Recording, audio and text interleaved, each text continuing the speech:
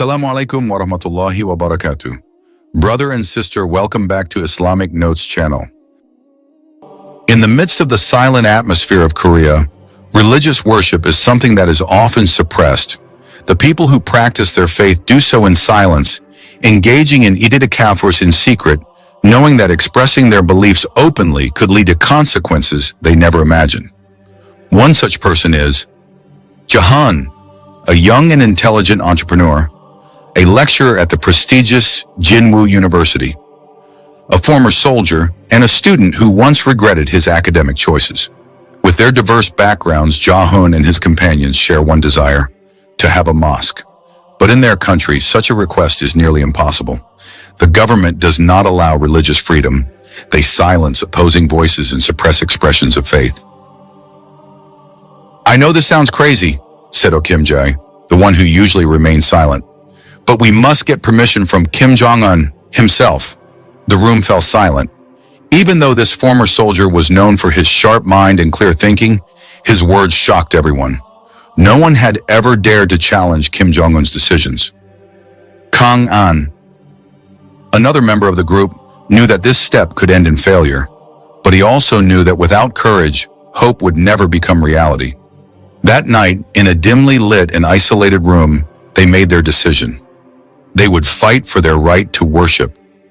The next morning, people from different backgrounds gathered in a small apartment. Menegawat, a successful businessman, believed that money and connections could not replace inner peace.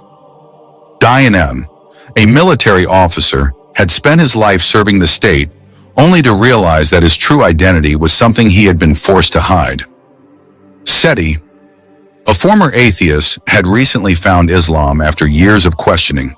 Discovering the truth brought him both peace and conflict, as he now had to live in a country that rejected his faith. Mir, a student who had just graduated, had spent years researching religion and was finally ready to embrace it. But the laws of his country stood in the way. Their request to Kim Jong Un was not an easy one. They knew that if they were caught, they could be arrested, punished, or even exiled. But they also knew that if they didn't dare to try, they would continue living in fear. Jinwoo took a deep breath and looked at his friends. "We don't have much choice. We have to start making a plan." To get permission from Kim Jong Un, they needed undeniable proof that their mosque would not pose a threat to the state. But how could they convince a leader who saw religion as an enemy? Their fight had just begun. The sovereign or peace, they are with the heart, not money. However, this contradicts the teachings of the state ideology pinned by the Korean Workers' Party. On many occasions, Kim Jong Un has issued statements that the state must continue to prioritize a system of thought that emphasizes independence and rejects external influences deemed harmful to the country. The North Korean government views other religions, especially Islam, with deep suspicion. Islam, with its symbols and traditions vastly different from Korean culture, is seen as a foreign element. Muslims in North Korea face severe restrictions. There is no mosque they can build or visit, not even in the capital, Pyongyang. However, the information they receive does not completely discourage them. Some sources indicate that, under Kim Jong Un's leadership, North Korea occasionally opens relations with countries that maintain diplomatic ties. There have been reports of limited religious exchanges, though these are often tied to political interests. This presents both a dangerous challenge and a potential opportunity. As they strategized and thought about how to appeal to Kim Jong Un, they failed to realize that one of their actions would immediately trigger a strong government reaction. That night, while they were in the middle of formulating the right words for their request, the door suddenly burst open. A PR officer in a military uniform entered with an angry expression, his face clearly showing hostility. Kyun, who was discussing the plan with In-sung, felt the tension in the air rise sharply. The sound of heavy boots and authoritative voices filled the room. They knew that if they continued with this plan, they would be putting themselves in grave danger. There was no way to back down now. They had hoped to open discussions about religious tolerance in Pyongyang, but the government's reaction was swift and harsh. They realized that every move they made was being closely monitored.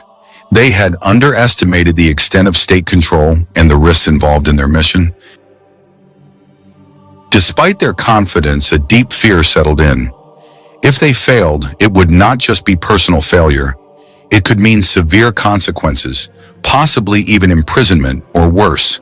They had to make a decision: abandon their efforts or find a new, safer way to navigate the treacherous landscape of North Korean politics.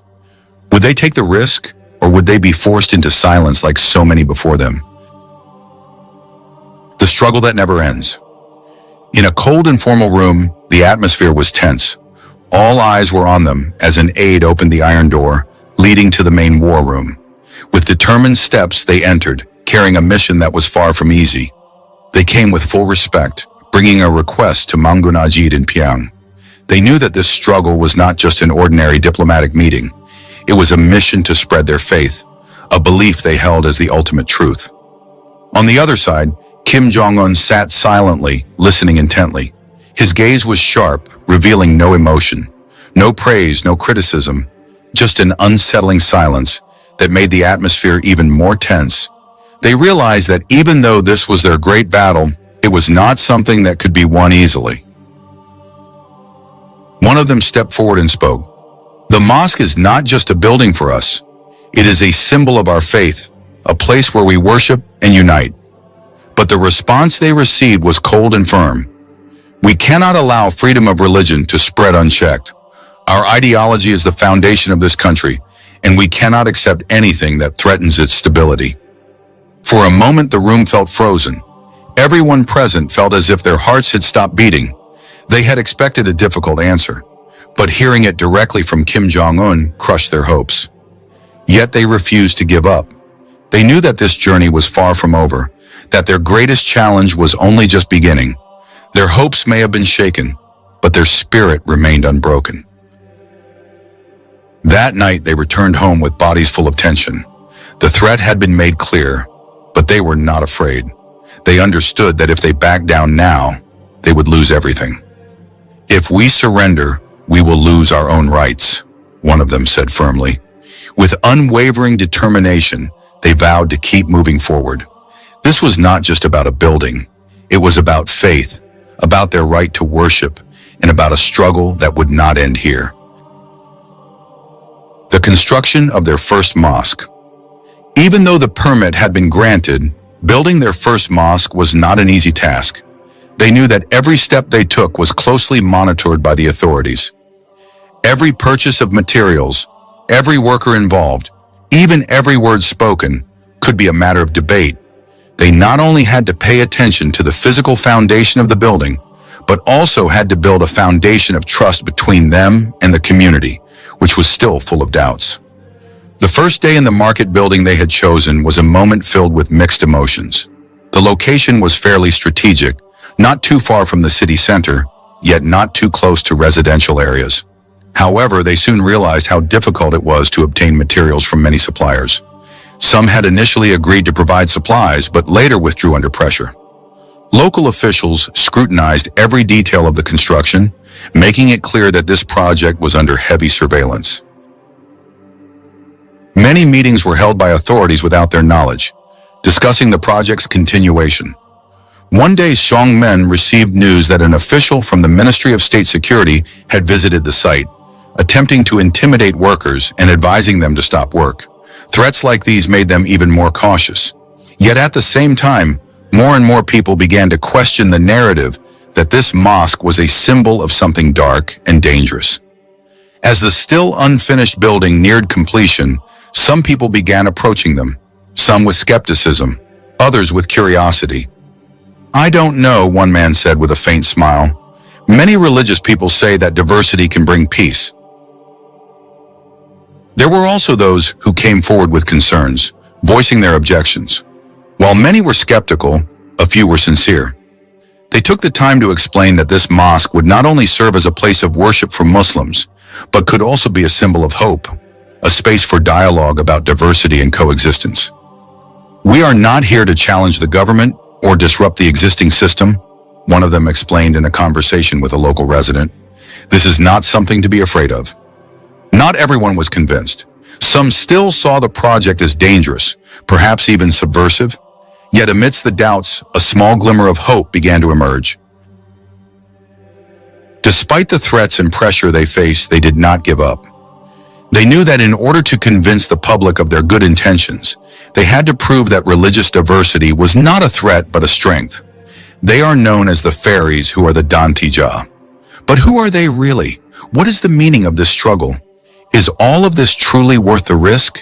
Will this decision bring them the peace they hope for, or will it lead to destruction?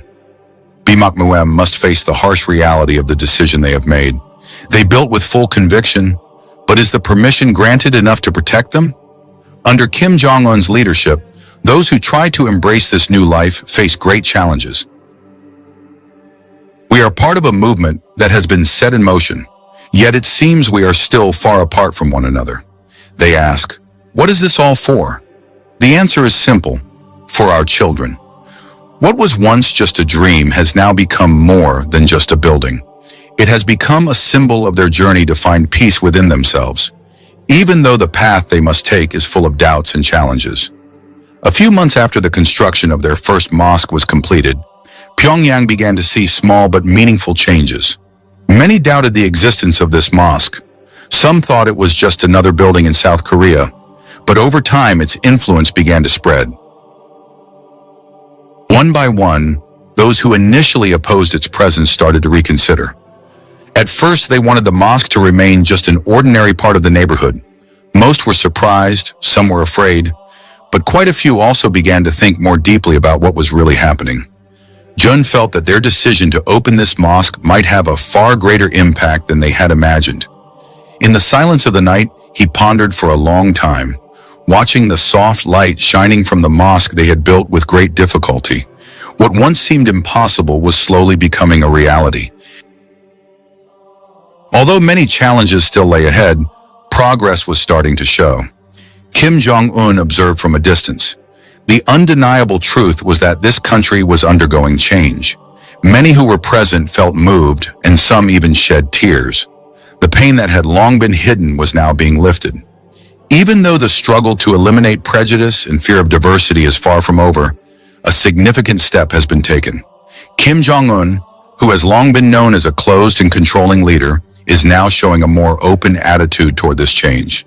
This decision, though difficult, has paved the way for greater opportunities for Muslims in North Korea. Now they have a strong foundation to survive. The mosque, once seen as a controversial structure, has become a beacon of hope for many. Those who once doubted now hold firmly to their beliefs. Their success in paving the way for diversity is proof that strong intentions and relentless struggle can turn what was once deemed impossible into reality. The world watches as history unfolds. With determination and unwavering effort, we can make the impossible possible. Misuk, who was once skeptical and full of doubt, can now smile with an open heart. This journey is not the way his perspective is. Tangunia Dananen. I never thought having a background and a very different life journey would now make me feel true peace. The mosque they built is no longer just a place of worship, but a place that unites them with fellow human beings, regardless of their differences. Diversity, which was once seen as a threat, is now accepted as part of life that builds a better society. Kim Jong, who used to be a figure full of power and supervision, has now changed his attitude towards diversity. He visits the mosque, which has certainly had a religious community, even though in the past it might have been different.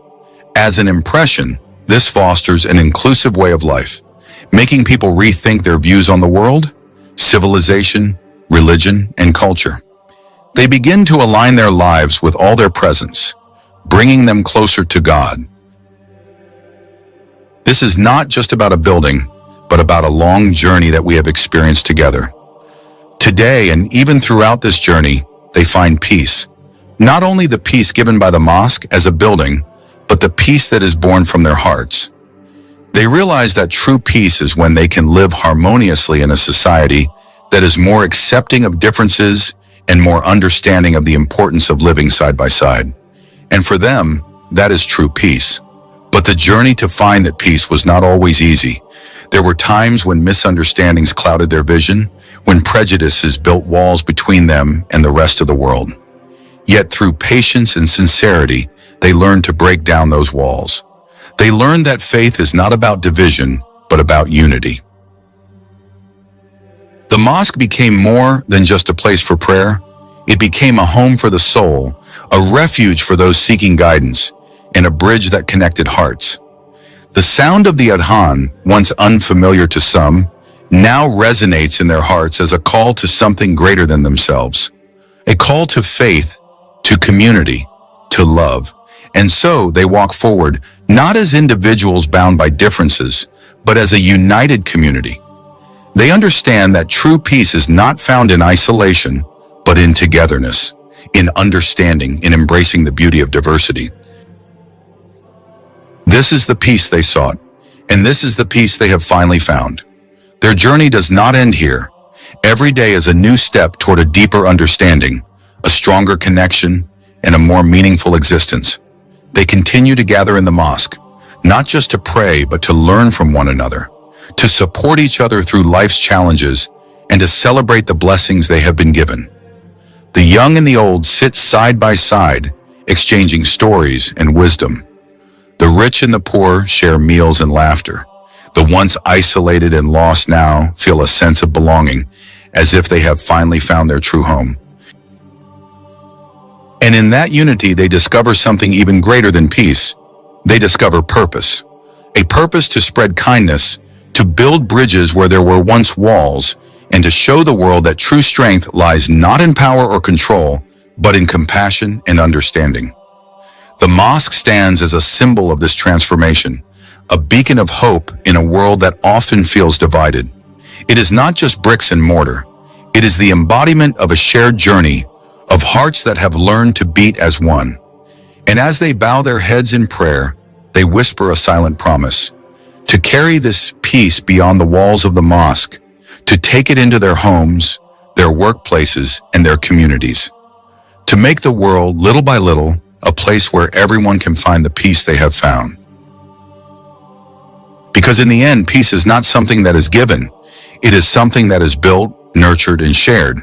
And in this journey, they have learned that the true meaning of peace is not just in the absence of conflict, but in the presence of love, understanding, and unity.